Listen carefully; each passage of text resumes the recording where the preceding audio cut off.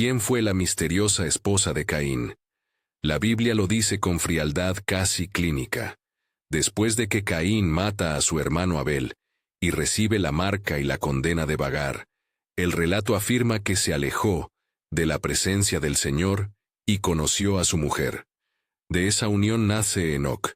Esa frase, tan breve y directa, ha dejado a generaciones de lectores rascándose la cabeza. Si Adán y Eva fueron los primeros humanos según el relato, ¿de dónde salió esa mujer?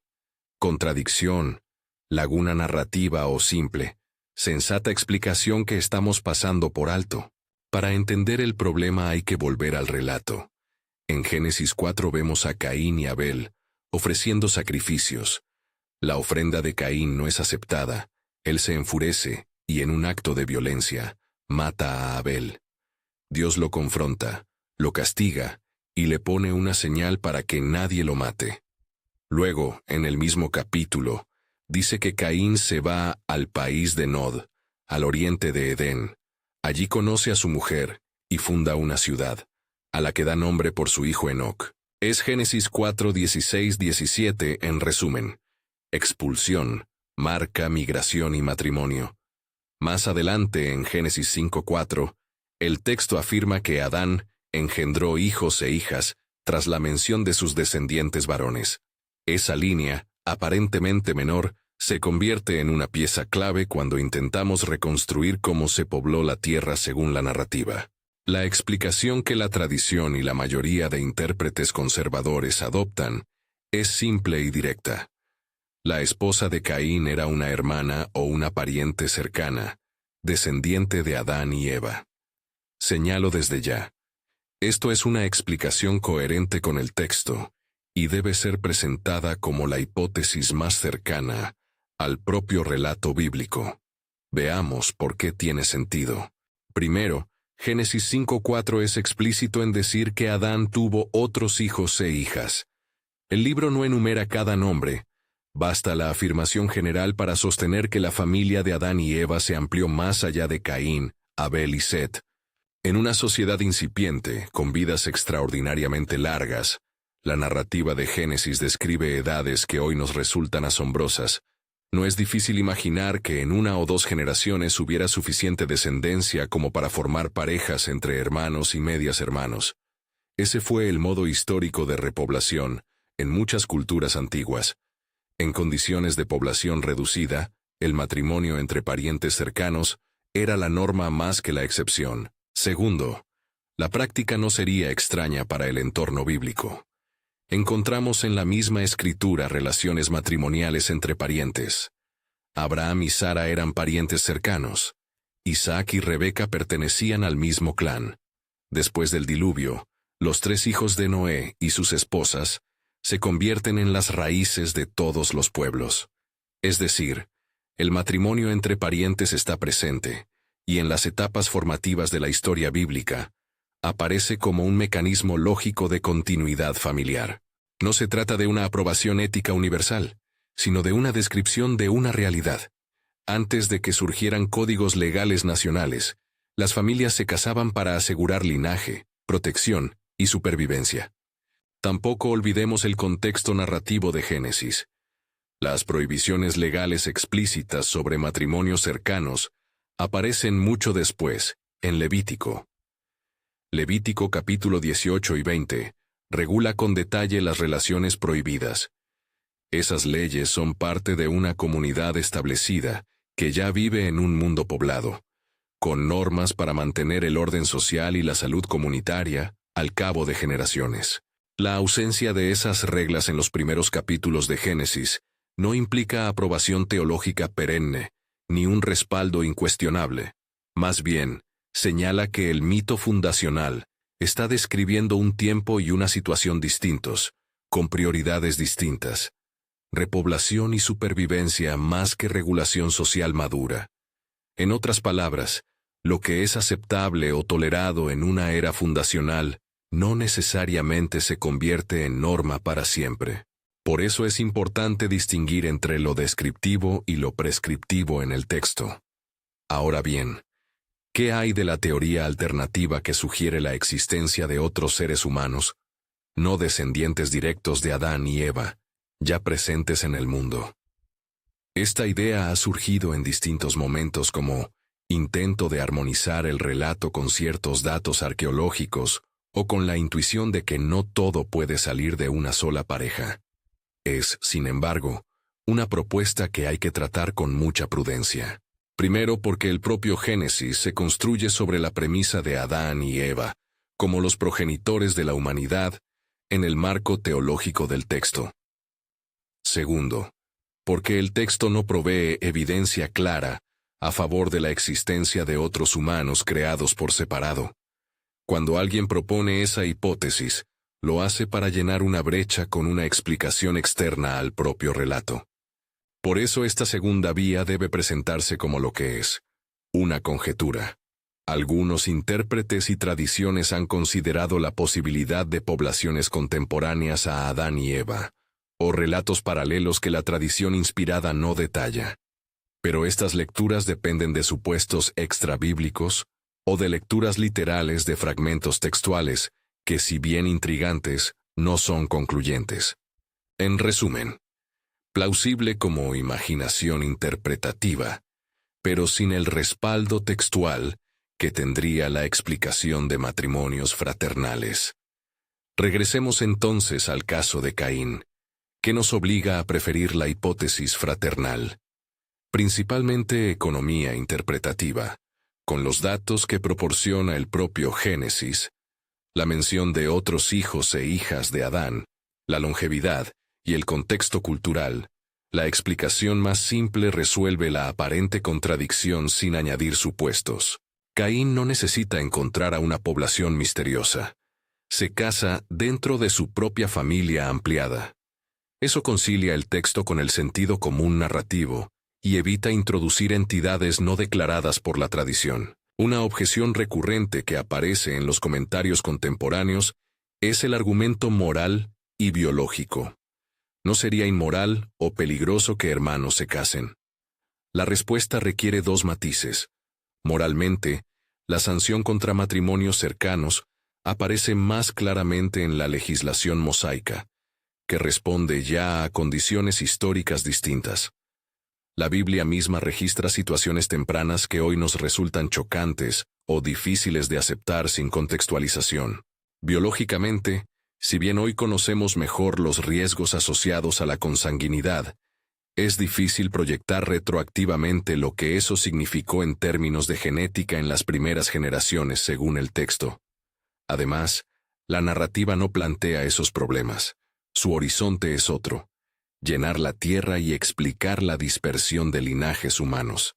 Aquí es importante no convertir un problema científico contemporáneo en una arma para desmontar el relato antiguo. La lectura responsable distingue lo que el texto pretende explicar de lo que la ciencia moderna analiza con otros métodos. Volvamos a la escena de la marca de Caín, porque allí hay otra lección interesante frente al enigma de su esposa. La marca que Dios pone en Caín es paradójica. A la vez es signo de castigo y de protección. Dios dice que la maldición pesa sobre él, que será errante, pero impide que cualquiera lo mate impunemente. Allí hay una mezcla de justicia y misericordia. Que Caín funde una ciudad llamada por su hijo Enoc sugiere que, a pesar de la maldición y del exilio, la línea de Caín no se extinguió. Se organizó, se expandió y dejó huella. Esa doble tensión, consecuencia del pecado y mantenimiento de la vida, ilumina el fondo moral del relato. Las acciones tienen efectos devastadores, pero la historia humana continúa bajo la soberanía de un Dios que, incluso en juicio, preserva. Otro punto que conviene subrayar: la narrativa de Génesis no pretende ofrecernos un manual antropológico detallado. Su objetivo teológico es explicar origen, pecado y promesa. Las lagunas o las frases enigmáticas, como conoció a su mujer, no son necesariamente fallos editoriales. Muchas veces el texto opta por el recorte narrativo que sirve a su propósito mayor. El lector moderno, con su ansia de documentación minuciosa, puede sentirse incómodo ante esos silencios, pero también debe aprender a escuchar la historia en su propio idioma literario. El texto da lo que necesita dar. ¿Quiénes fueron los protagonistas? ¿Qué hicieron? ¿Y cómo Dios respondió? Ahora haremos un pequeño recorrido por ejemplos bíblicos que ayudan a contextualizar la explicación de la esposa de Caín. Abraham y Sara. Además de la famosa promesa de descendencia, su relación implica vínculos familiares cercanos. La tradición considera que Sara era medio hermana de Abraham, Isaac y Rebeca. El patriarca busca a una esposa dentro de su propio clan, tarea que no parece extraña ni moralmente reprobable en el marco de su tiempo. Y Noé. Después del diluvio, los hijos de Noé y sus esposas son la raíz de la nueva familia humana, lo que nos recuerda que las etapas fundacionales operan bajo lógicas particulares. Esos casos no establecen una ley eterna de matrimonios entre parientes, pero muestran que, en ciertos momentos, la endogamia no era solo común sino funcional a la supervivencia y continuidad del linaje. En contraste, el conjunto normativo de Levítico coloca límites claros sobre parentesco y matrimonio. Allí la comunidad se estructura con normas que previenen y regulan prácticas que, con el tiempo, podían dañar el tejido social o la salud comunitaria. Levítico 18 contiene la lista de relaciones prohibidas. Su función es proteger a una sociedad ya formada. Esa evolución normativa es significativa. Muestra cómo las prácticas humanas cambian y cómo la revelación normativa se adapta a contextos históricos distintos. Por eso es legítimo decir que la Biblia mismo registra una transición de prácticas necesarias en la etapa fundacional a prohibiciones y regulaciones en la etapa comunitaria y legislada. Habiendo recorrido las hipótesis, las evidencias y los contrastes, volvamos al corazón del enigma. ¿Cuál es la conclusión razonable? Si buscamos la explicación que mejor respeta el texto, su contexto y su lógica interna, la más prudente y sólida, es que la esposa de Caín era una pariente, probablemente una hermana o media hermana, dentro de la descendencia de Adán y Eva. Esta lectura no pretende resolver todas las preguntas científicas modernas, ni pretende explicar cada detalle genealógico, simplemente ofrece una solución coherente con lo que el propio texto nos da.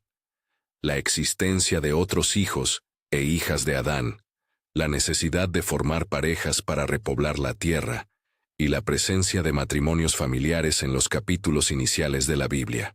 Sin embargo, como intérpretes responsables, debemos mantener humildad frente a las lagunas.